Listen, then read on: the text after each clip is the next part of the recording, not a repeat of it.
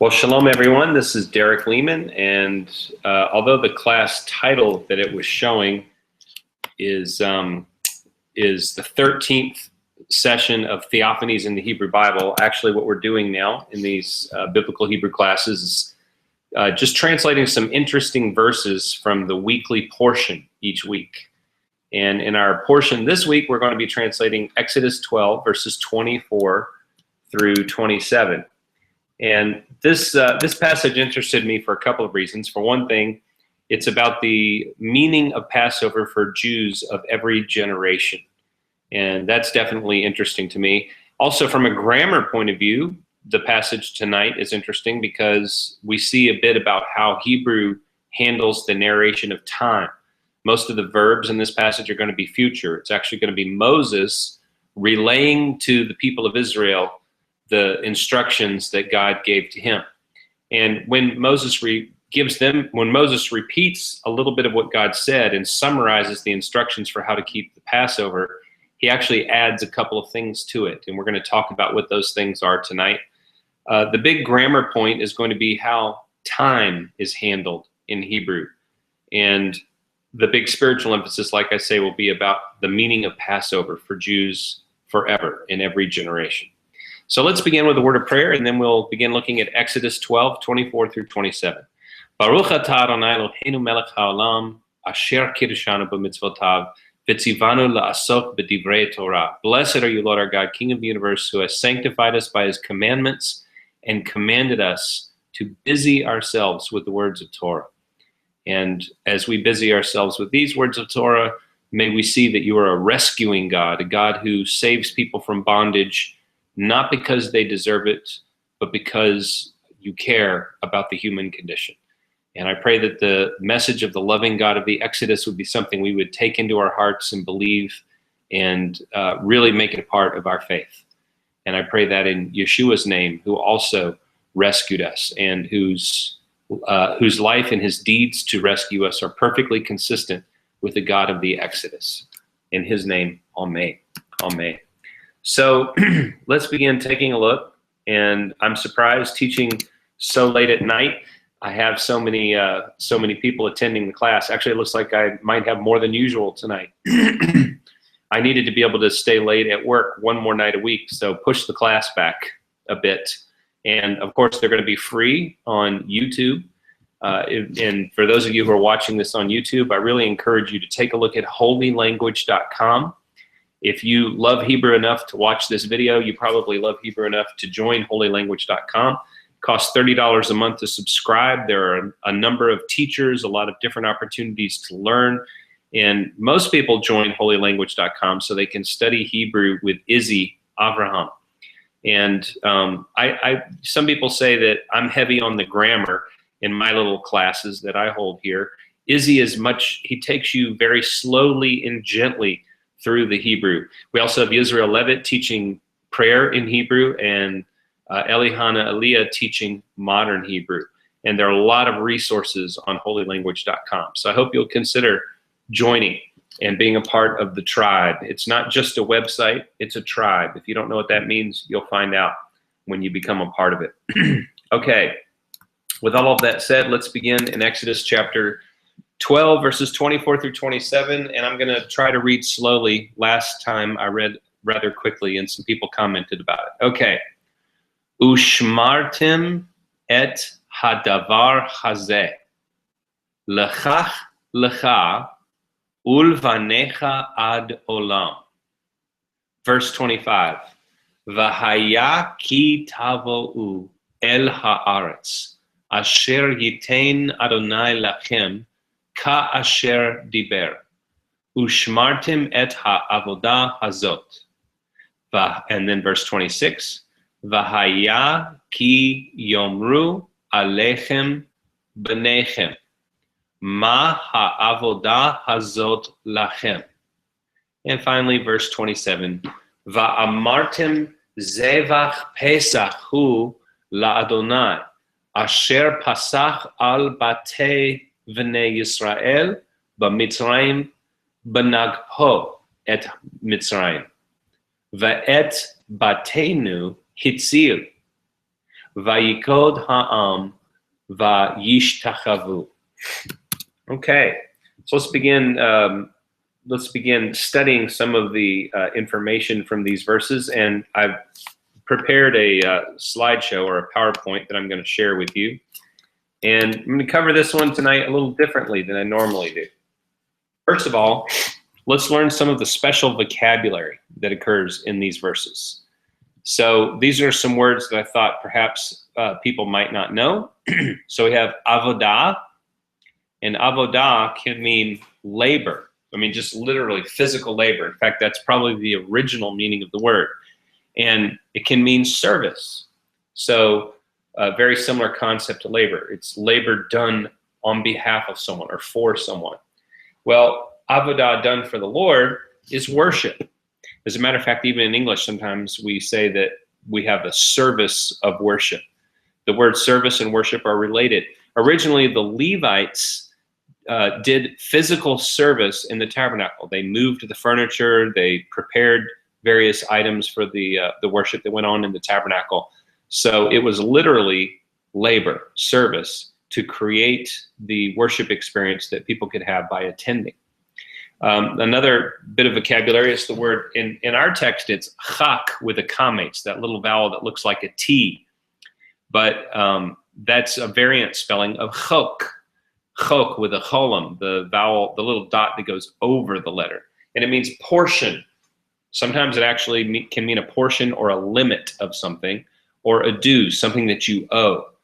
But in the moral or ethical sense, or the legal sense, it means an obligation or a rule.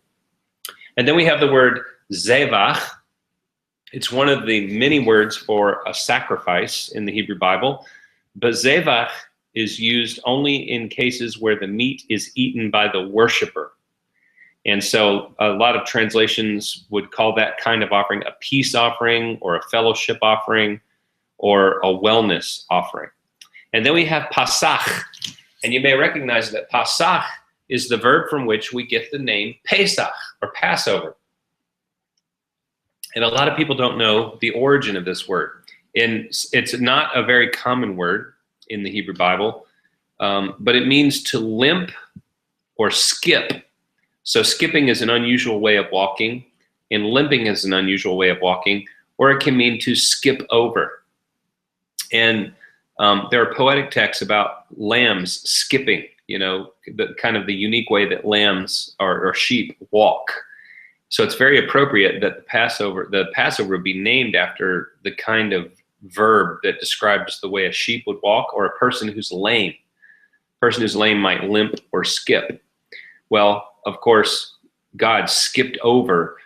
So when it means skip over, it's followed by the preposition al, which is ayin lamed. So if you have pasach al, which is what we're going to have in our text tonight, it actually means to skip over. And people have been translating it Passover for so long, I thought that it would be a good idea to translate it skip over so you could get a fresh view of this verb. And then we have the verb nagaf. It's not going to occur in the form nagaf. It's going to be an infinitive construct. It's going to be nagpo, which means in striking it. And we'll talk about that. But the root is nagaf, to injure or strike. And then we have kadod, that we're going to see it in the form yikod. Yikod is the imperfect form. He will, actually it's going to be vayikod. I left out the vav in front of it, which is a vav conversive of yikod, which means and he knelt, or and he bowed. And the subject of it is going to be ha'am, the people, and the people bowed. And then finally, we have the word hitzil. And hitzil is the hifil form of the root natsal, nun tzadeh lamed. So there you have a little bit of the grammar of the passage, and let me unshare that for a minute. Sometimes I think if you know the vocabulary of a passage before you translate it, it can really help. So again, Exodus 12:24, Ushmartem et hadavar hazeh lechok lecha ulvanecha ad olam. And we'll translate that in just a moment. let me share my screen again. I want to first talk to you about two different ways that future tense verbs are handled in the Hebrew Bible. So there are two methods to indicate the future. You could either use the imperfect, or you could use the Vav conversive perfect. So on the left side, we have the imperfect. And this one over here, you will observe, the root is shin, mem, resh. And we have in front of it a tav, and at the end of it, a vav.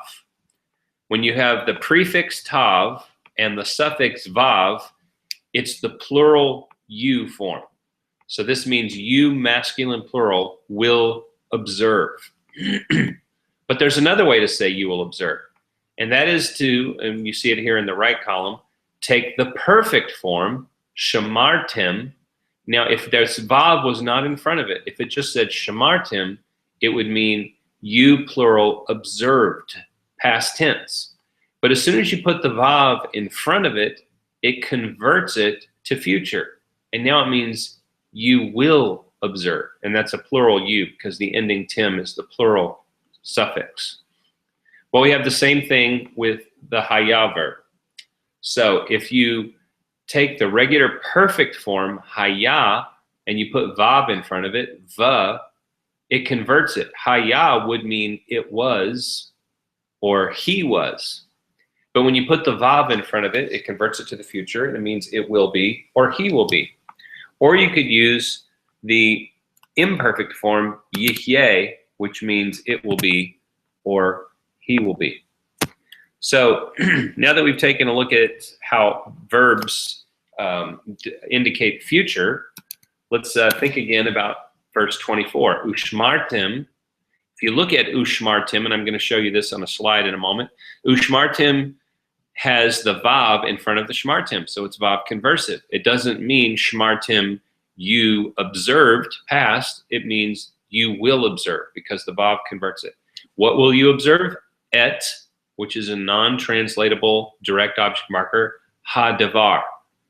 You will observe the thing. And then it says hazeh, which means the this. So I wasn't planning to explain this little piece of grammar tonight, but when you say this in Hebrew, you use this like an adjective. And the way adjectives work in Hebrew, they come after the noun, and they have to match the noun in definiteness, gender, and number. So if you have a ha in front of davar, you have to have a ha in front of zeh. I think that'll be easier to understand if I share my screen again. So let me do that. Okay, I have the verse spelled out for you here.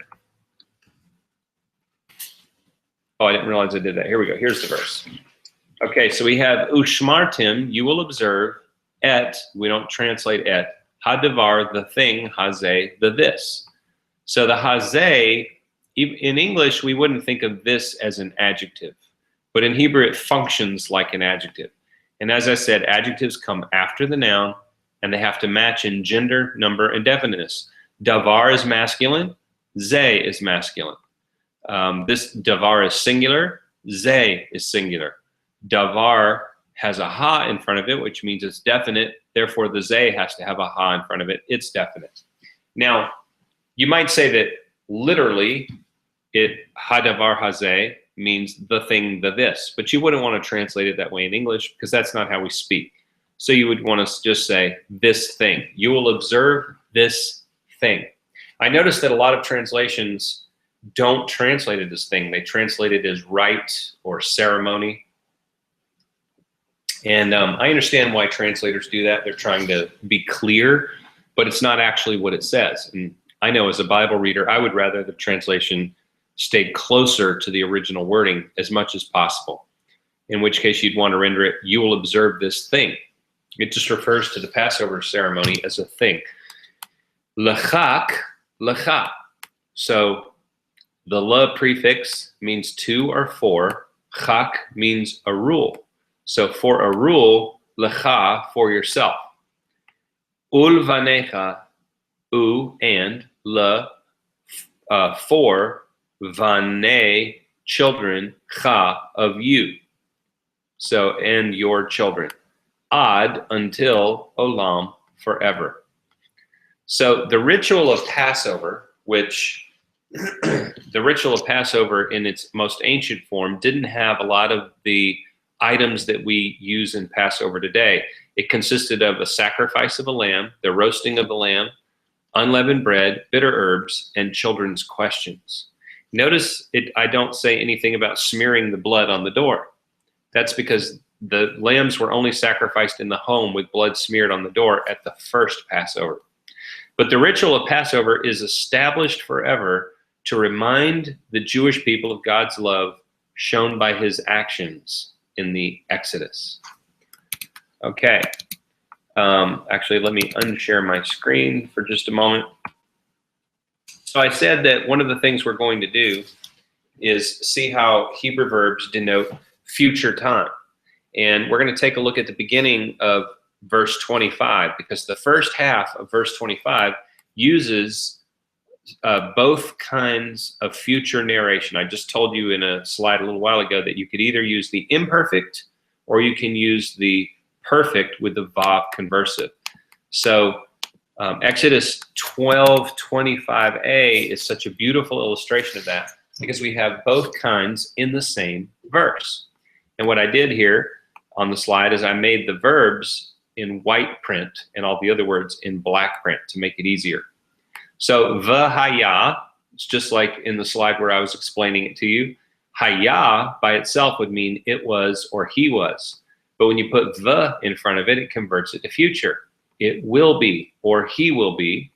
Ki, when, tavo'u, you will arrive. Now you notice I didn't translate it, you will arrive, because the way it works in English, since we've already said will for the first verb, it's understood the will on the second verb. Usually we wouldn't vocalize in English the will for both verbs.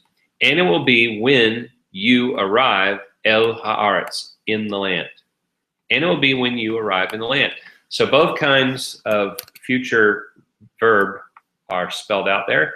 Let me stop sharing my screen. I'll translate the rest of the verse for you. Let me look at it here on my screen. V'haya ki tava'u el haaretz, and it will be when you enter the land, asher yitain Adonai lachem, asher, which yitain, he will give, Adonai lachem, to you, plural, which Adonai will give to you. Now look at yitain. I wasn't planning to cover this little piece of grammar. Boy, this one is just something else. The nun is missing, which is why there's a dagesh in the tav. So the root is nun, tav, nun. And yitain is the imperfect form, third masculine singular. He will give. Yitain Adonai lachem. Ka'asher. I love the word ka'asher.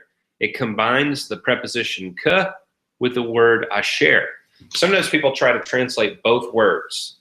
You don't need to do that. Ka'asher together means just as.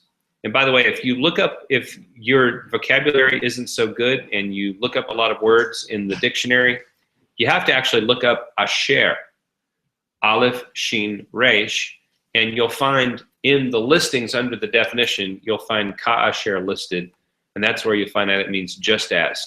Just as diber, he spoke. Diber is a PL form of the verb. Ushmartim et ha'avodah hazot. And you will observe et, untranslatable, ha'avodah, the service, hazot, the this. Earlier we had hadavar hazeh, that was a masculine, but this is a feminine. Avodah is a feminine word, so when you want to say this, you can't use zeh, you have to use zot. Zot is the feminine form of this. And then we come to verse 26, V'haya ki yomru, and it will be when we'll say alechem, unto you, banechem, your children or your sons. But usually we want to translate banim or baneh as children, because the intention is usually to include all of the children, not just the boys. Ma ha'avodah hazot lachem. What is this service to you? If you've ever celebrated Passover, you know that this is one of the questions in the Torah that led to the four types of children, the four types of sons in the Passover Haggadah. And one of the types of sons is irreverent. And the reason he's irreverent is because he asked the question this way. In other words, this came about in a midrash because people noticed it seemed kind of a rude way for children to ask a question. What is this service to you? The child doesn't say, what is the meaning of this important service? Or what does all this wonderful celebration of Passover mean? The question is worded in a way that sounds rather rude and irreverent. What does this mean to you? The child implies it doesn't mean anything to them. And then finally we come to verse 27, and I'm going to share my screen for that. I have that laid out for you in a slide. Va'amartim zevach Pesach hu ladonai asher pasach al batei b'nei Yisrael. And this is just the first half of the verse. It's a long verse. So let me just very quickly. Va'amartim, that's a perfect vav conversive. So if it was just amartim, it would be you plural said, but with the va in front of it, it converts it to future. You will say, zevach Pesach, who, the sacrifice of Passover, who, it, and the is understood. There's no verb in this clause. This is a verbless clause. You don't have to write the simple form is in Hebrew. It's understood. So you will say the sacrifice of Passover, it is l'Adonai, to Adonai. Asher, who, pasach al, skipped over, batei, the houses of V'nei Israel, the children of Israel. So in this first part of verse 27, we see all three tenses of narration. We have a future right here, va'amartim. We have a past with pasach, and we have a present. There's not actually a verb, but when you have this expression, zevach Pesach hu l'Adonai, this is in the present tense. The sacrifice of Passover, it is to Adonai.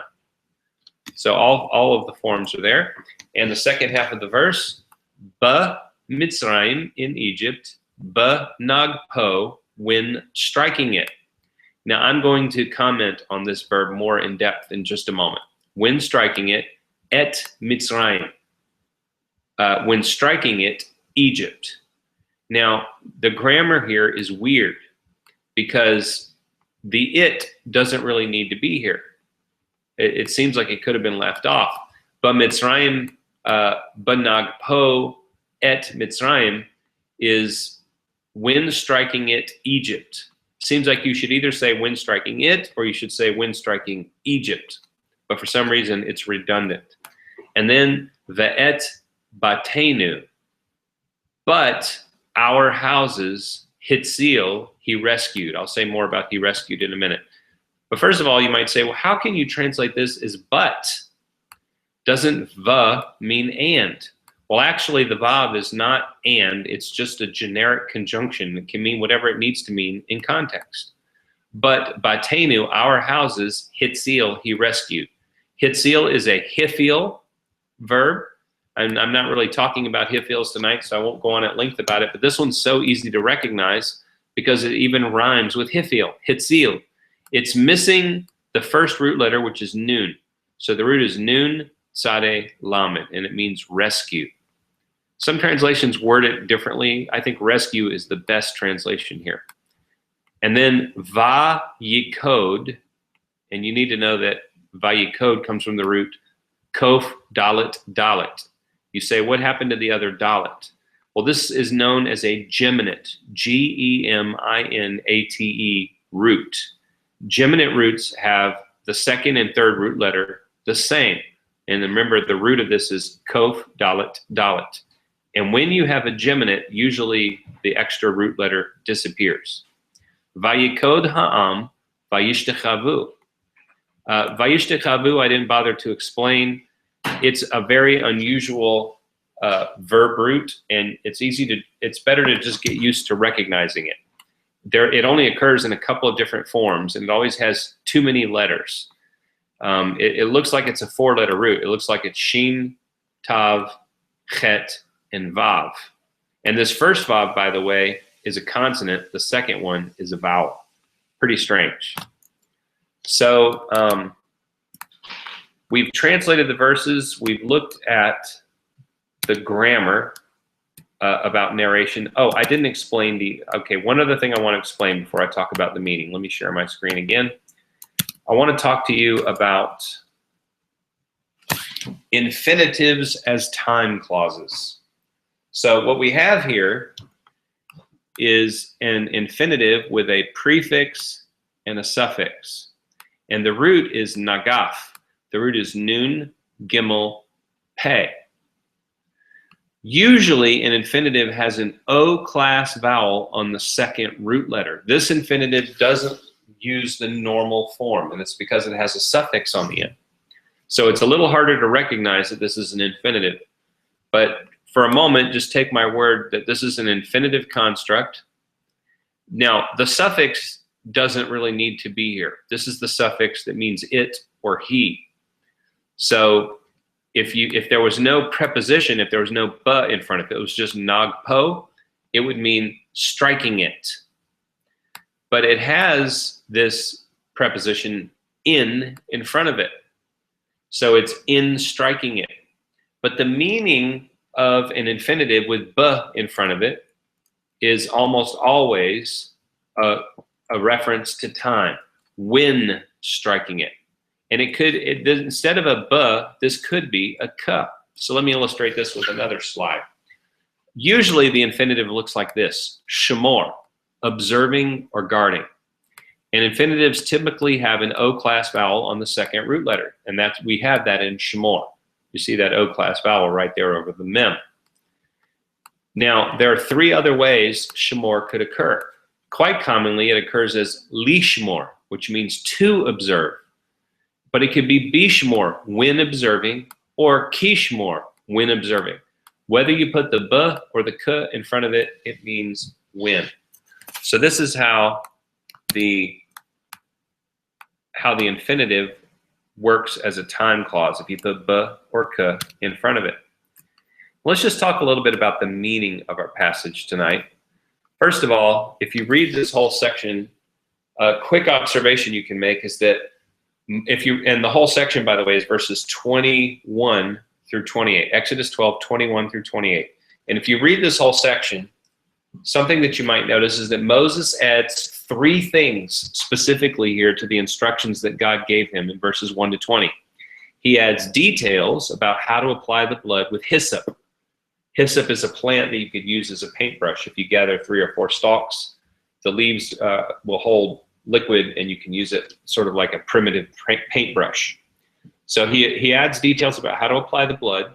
He adds a warning not to go outside. God actually didn't say that, Moses said it. And third, he adds a liturgy for remembering God's act of rescue forever. Some people who are new to Judaism don't understand liturgy. Some people are opposed to liturgy. They think it's horrible. But liturgy is something that's quite biblical. And there's a liturgy here. The liturgy is simple, but it's effective. The liturgy is, it is the Passover sacrifice to Adonai, because he passed over the houses of the Israelites in Egypt when he smote the Egyptians, but saved our houses, or rescued our houses. So that's a little interesting thing to observe. But, more than that, let me say about our passage, I think the Exodus, the event, the historical event of the Exodus is undervalued. The acts of God before Messiah came that is most like Messiah's gift to the world is God's gift to Israel. Let me say that again. The thing that God did before the time that Messiah came, that what so closely resembles what Messiah did, is rescuing them from bondage freely and without condition. That's what God did in the Exodus. He came to the children of Israel in their terrible state. He didn't demand anything of them in advance. They didn't have to be worthy of what he did. In fact, it states over and over again in Deuteronomy, he didn't rescue them because they were worthy. He rescued them freely and without condition. And by the way, if you read Romans chapter 5 and Romans chapter 8, you'll see the same thing about what Messiah did. Messiah rescued us as a gift. He rescued us freely and without condition. Not even, in fact, the condition of faith. It's not because we believe that we are rescued. His act is free and without condition. He loved the Israelites before they knew him. It's the same God that we know in Messiah Yeshua. The God of the Exodus acts the same way as the God who sent Messiah Yeshua to rescue people freely and without condition. Now, in Umberto Cassuto's commentary on this passage, he has a beautiful note that I really appreciate about the people being overwhelmed when they heard this wonderful thing God would do for them. It just says they bowed. Listen to Cassuto's comment. He says, "And when the elders of the people heard these things from Moses, and the rest of the people from the elders, and they realized that the hour of liberation was approaching, they lifted their hearts up in gratitude to the Lord." As it says, "And the people bowed their heads and prostrated themselves." And they did this as an expression of thanksgiving. Yeah, I could almost imagine myself being in the shoes of the people who got the word about the Exodus. And if you were in that kind of bondage, and if you just dreamed of being free from this drudgery day in and day out, making bricks in the hot desert sun, and you got the news that God was going to show up and rescue you for no reason at all, just pure kindness. And if you imagine the effect that that would have on you, the people just bowed their heads and they worshiped when they heard this news. It was such a wonderful thing to hear. Like I say, I believe the Exodus is undervalued. It's the demonstration in the Hebrew Bible of how loving God is. And the parallels between the Exodus and Messiah coming to redeem and to reconcile the world to himself through his selfless giving of himself is a perfect mirror to God who rescues the Israelites. Well, that's all for tonight, Exodus 12, 24 through 27. Next week, we'll translate some interesting verses from the Parsha. Once again, I failed to look ahead and predict what verses we would translate.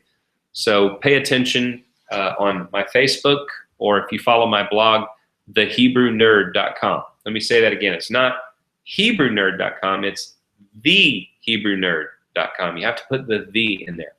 And if you want to reiterate some of the things I said tonight, that slideshow is on thehebrewnerd.com. I posted it today. So this is Derek Leman. Until next week, for holylanguage.com.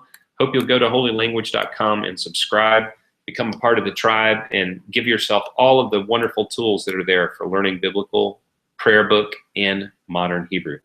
I'll see you next Thursday night, 10:30 Eastern Time.